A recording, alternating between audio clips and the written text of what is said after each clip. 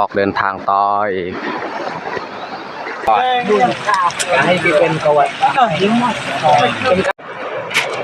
อันนี้ก็จะแมนเขาเฮ็ดบอลเขาจัดมือกินข้าวกับสบายดีเบิร์ดสุขูสุคนยินดีต้อนรับเข้าสู่ซองเบายูบสำหรับวันนี้คอยก็ออกไปหาปลากับทีมงานและเขาจะมากับทีมงานวันนี้ก็จะแมน18 คนเนาะเขามาหาปลาสุดนี้ถือว่าหลายคนเขามานี่เขาไปหาก็บ่แมนแถวใกล้ๆเขาไปใกล้เขาใช้เวลาในการย่างนี้มื้อหนึ่งเนาะโอเคไม่แต่ทุกคนติดตามเบิ่งแบบยาวๆเลย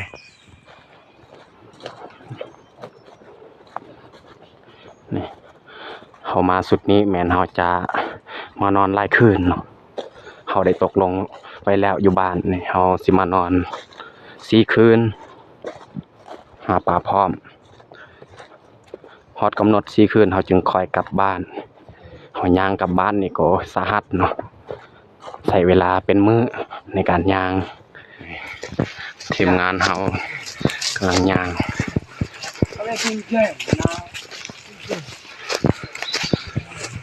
นี่เขาย่างเบายูบเองก็ยังบ่ทันได้ไปจักเทื่อเนาะอันนี้ก็เป็นครั้งทำอิฐที่ไป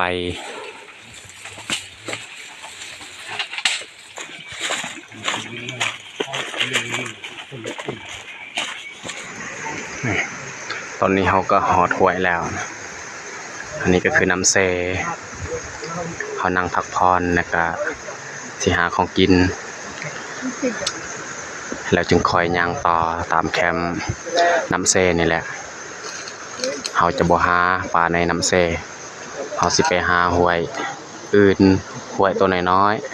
ๆชื่อห้วยก็คือห้วยจังงอบตอนนี้เขาก็ออกเดินทางต่อ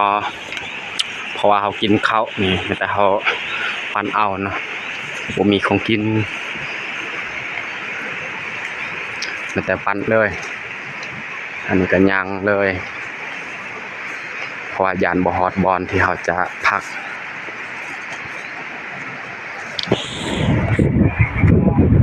นี่แหละห้วยที่เขาจะหาปลาแต่ว่าแถวนี้นี่เขาหาแล้วแต่เขาสิย่างต่อเลยจนกว่าสิฮอดบอลที่เขาจะพักแล้วเขาจึงจัดที่พักก่อนแล้วจึงคอยออกหากินนี่ทีมงานเขาก็ย่างไปต่อยพุ่นแล้ว10 ปลายคนเขาย่างนี่ยังบ่ทันฮอดทีมงานเขาก็นั่งพักผ่อนเมื่อย่างพักแล้วจึงคอยย่างต่อโอ้โห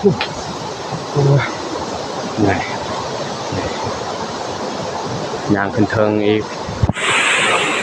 ย่างไก่ตอนนี้ก็เวลา1 โมงแล้ว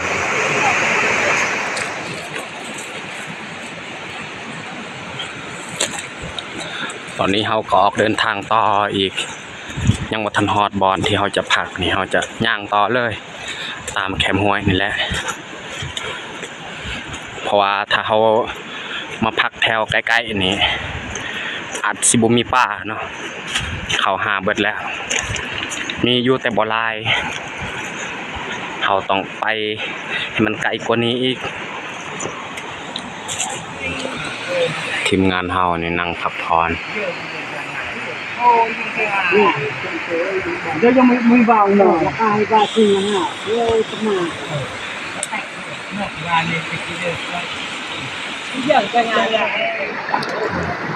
เขาออกเดินทางต่ออีก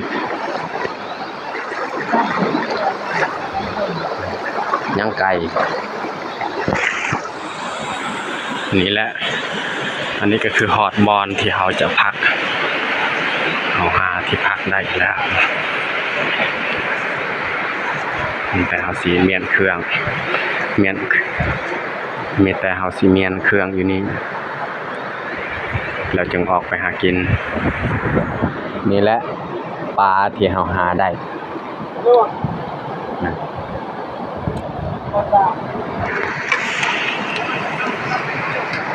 ส่วนในหม้อนี่แม่นเขาจะเฮ็ดกิน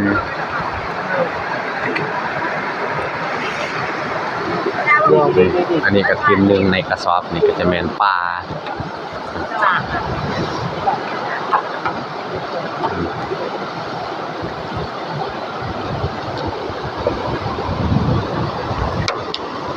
ส่วนที่เหลือนี่แม่นเขาจะปิ้งไว้แล้วกลางคืนจึงคอยหาตอยอันนี้ก็จะแม่นเขาเฮ็ดบอนเขาตากปลาแล้วเขาจะปิ้งไว้อยู่นี่แหละนี่ต้องกินก็สุกเรียบร้อยให้เป็นกวดเป็นกระเซ็นจริงอะไรโยมต้อง นี่เขาจะปงไว้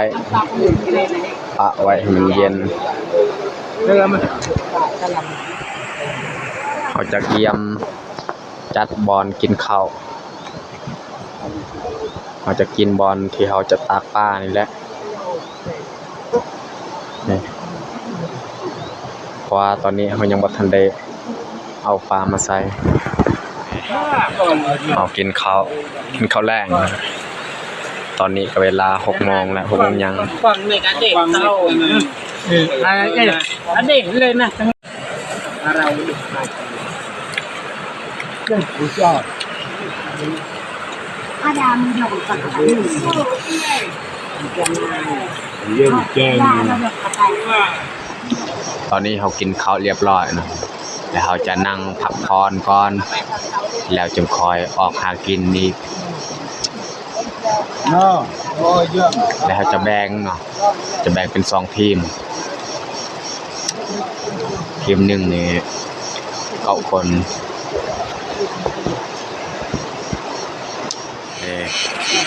จัดที่นอนขมัดเป็นบางคนก็นอนพื้น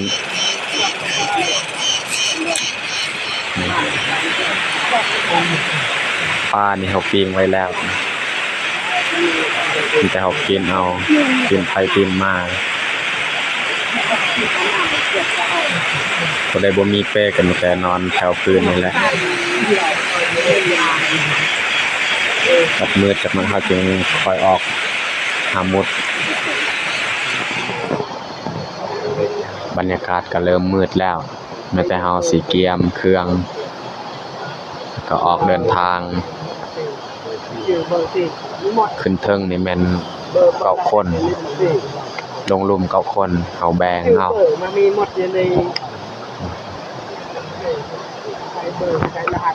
นี่ทีมงานเฮานี่ไปแล้วนะ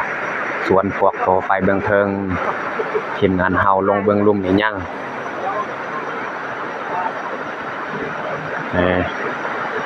อันเตอร์อุปกรณ์ก็จะแม่นนี่แอร์น้อยทายาโกเว้ย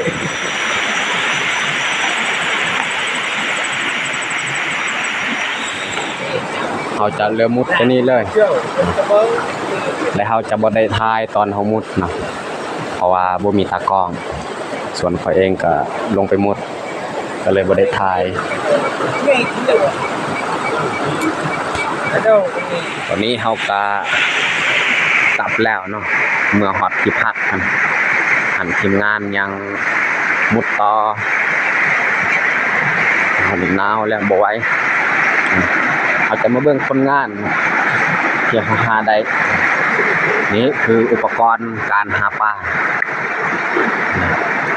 แหปก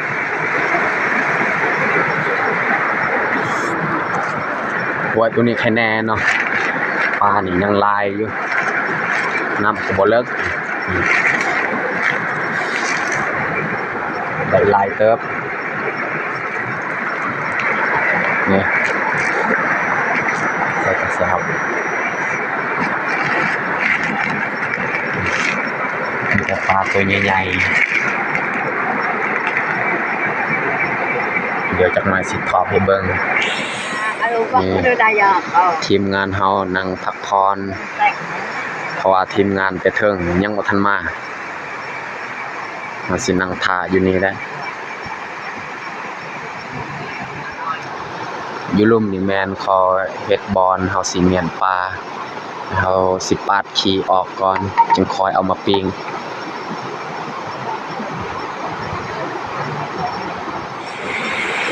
นี่เขาปาดขี้ออก bạn đọc tặng trẻ như thế chơi bạn ได้หลายเติบ và không đời với bạn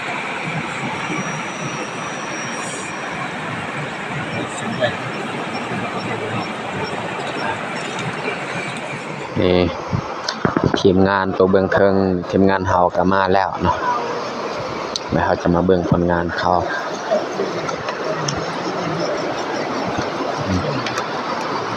อันนี้แม่นทีมงานเทิง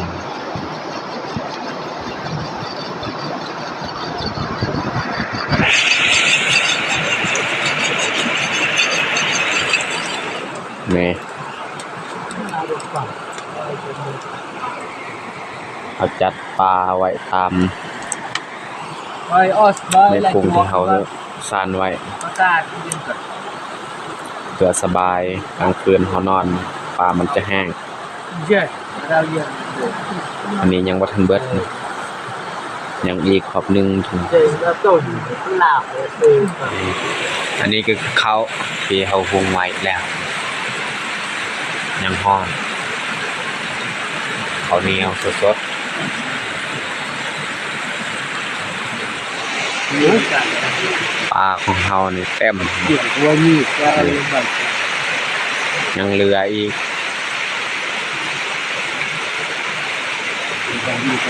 ใส่บ่ได้เขาปะให้ตัวนี้มันแห้งก่อนนึงจะคอยเอามาใส่ต่อ nó có chắc hơn cả cái cà phê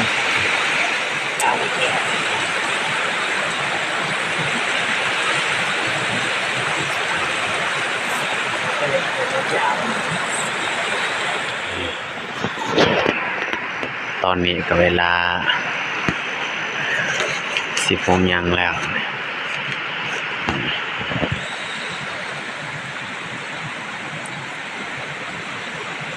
ดิดบ่นอน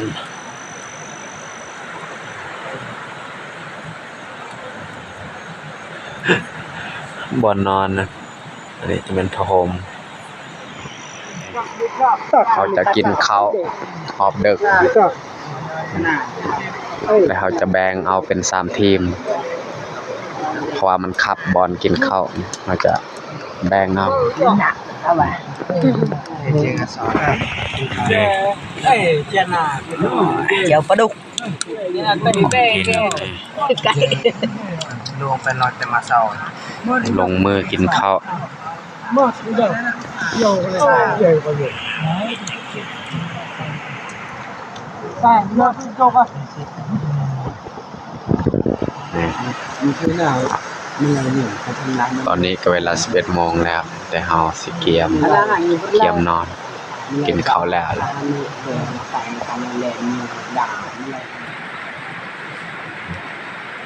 ตอนนี้เฮาก็เกียมนอนแล้ว โอเคสำหรับคลิปนี้ก็น่าจะจบลงอยู่นี่เลยถ้ามักคลิปนี้ก็อย่าลืมกดไลค์กดแชร์เพื่อเป็นกำลังใจให้เราได้เฮ็ดคลิปต่อๆไป และก็อย่าลืมติดตามตอนต่อไปในการนอนหวดของเรานะขอบคุณ